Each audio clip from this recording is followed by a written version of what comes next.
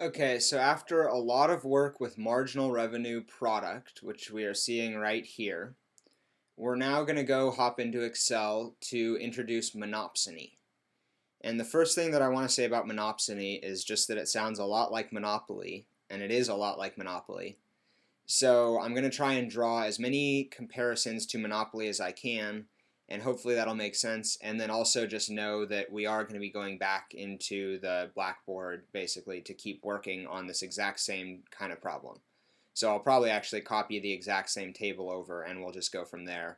But I think that it's a lot easier to do an introduction in Excel and then kind of get down to the details by hand. Okay, so let's say that we own a company that, oh, I don't know, let's say, I guess since we've been doing a lot of farm examples, let's say that we're picking oranges again. And we have to choose how many workers to hire again.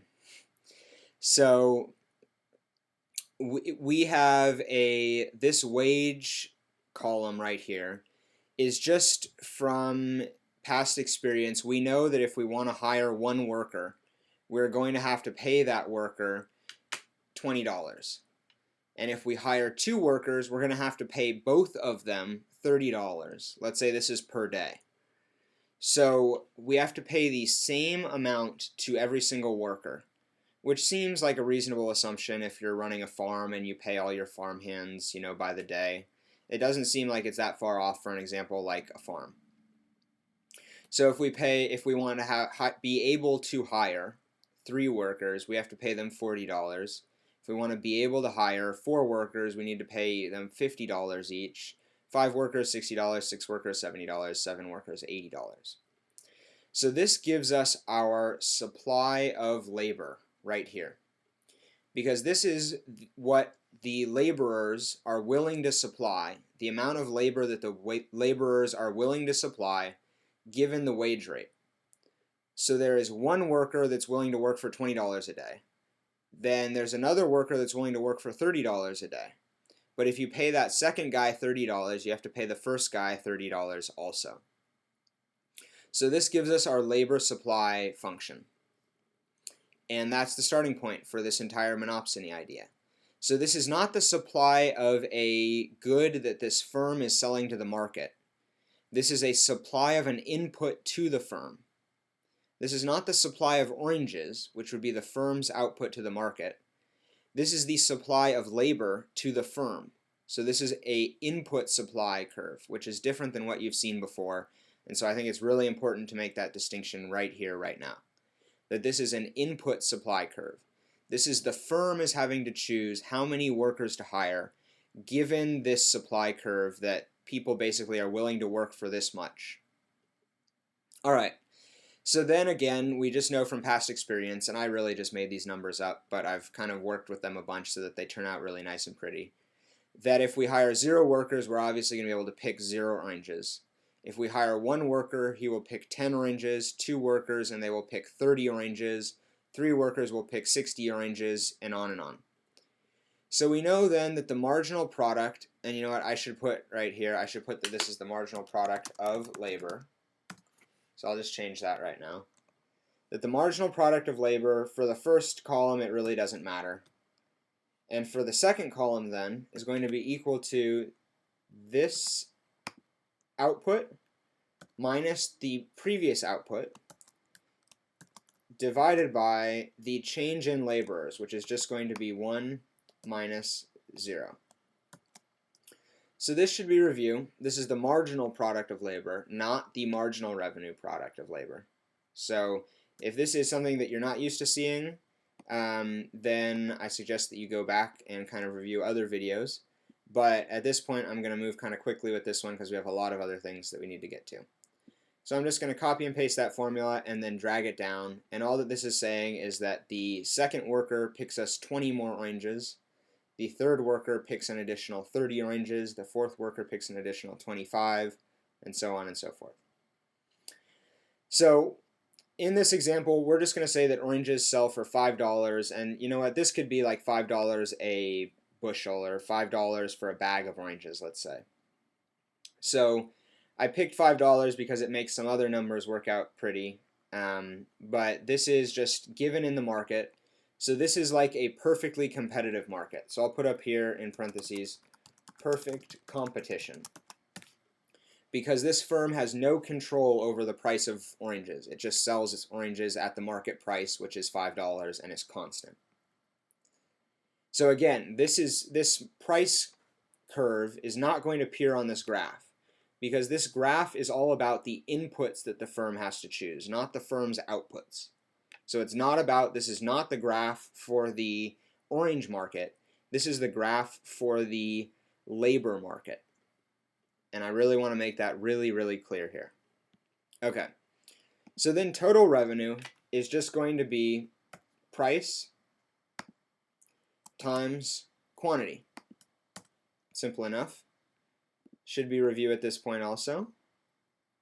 Dragging that down, this is our total revenue for every single different amount of output.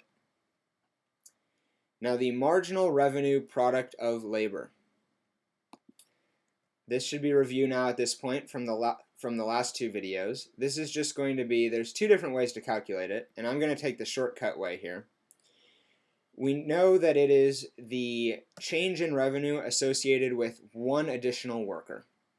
So I'm just going to do, the shortcut will be this total revenue minus that total revenue, because I know that every single time we are increasing workers by one. So we go from one worker to two workers, and then two workers to three workers to four workers, and so on. So because of that, I can do this shortcut and just worry about total revenue.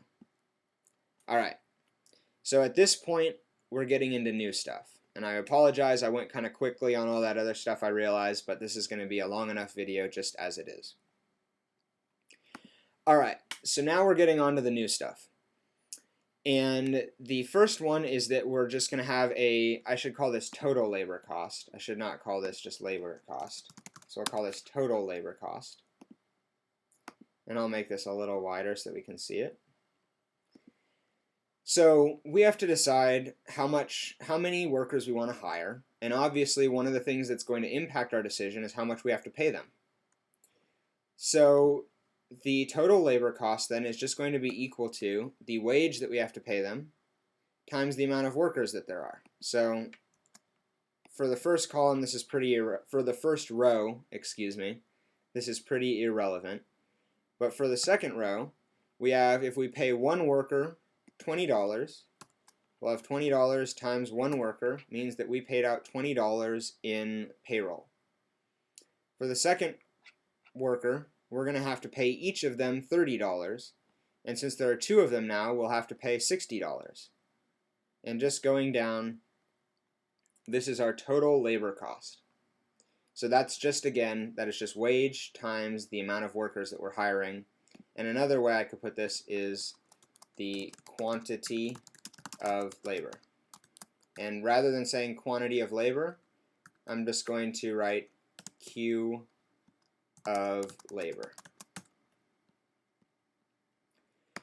Alright, so now this is the new big column, the big new column, and I'm going to explain this in the next video again for sure. But all that the marginal factor cost of labor is it is the change in cost associated with a 1 unit change in an input. And in this case, we're doing the marginal factor cost of labor. So it will be the increase in total cost associated with a 1 unit increase in labor. So for our example, the first row is irrelevant again. But for the second row, we are going to have that total cost is going to increase from $0 to $20. So we'll have 20 minus 0. And then that will all be divided by the change in the number of workers, the change in labor, which will just be 1 minus 0. So you can see why I did this in Excel. It makes kind of entering these formulas really, really easy. And now I can just drag it down, and then I'll spend some time talking about why this is the way it is. So the first worker costs us $20.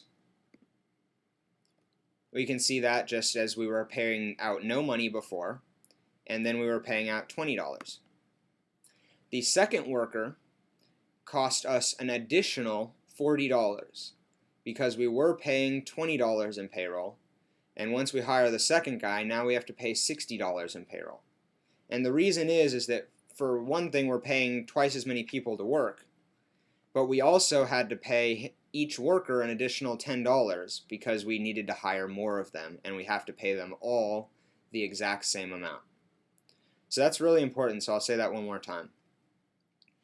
The marginal factor cost of labor here is 40 because not only were we hiring 2 workers as opposed to 1 worker, we also had to pay both of those workers more. So the wage that we were paying increased from 20 to 30.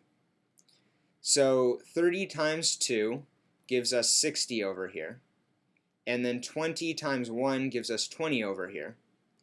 And another way to interpret this 40 is the difference between 60 and 20. But the way that I like to present it the first time is it is the change in the total labor cost, which is 60 minus 20, and then divided by the change in the number of workers, which is obviously just 1 here. But in some cases it might not be 1. So you might have a table that goes from 1 to like 10 right here. So it's just to reiterate one more time, it is the marginal factor cost of labor is the change in total labor cost, 60 minus 20, divided by the change in the number of workers, 2 minus 1. So that gives us 40. And the next one we can see is 60, which is just 120 minus 60 divided by 3 minus 2, which is 1. So 60 divided by 1 is 60.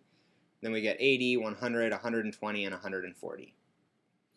So I want to point out on the graph here now that the marginal factor cost of labor is kind of, well, it's not kind of, it is the supply of labor with the slope doubled.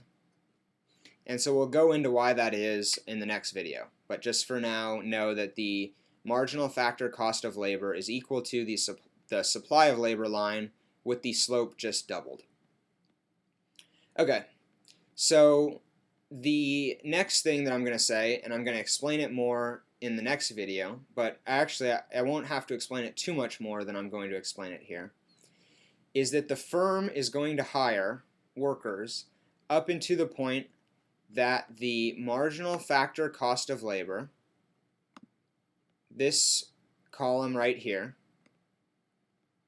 is equal to the marginal revenue product of labor.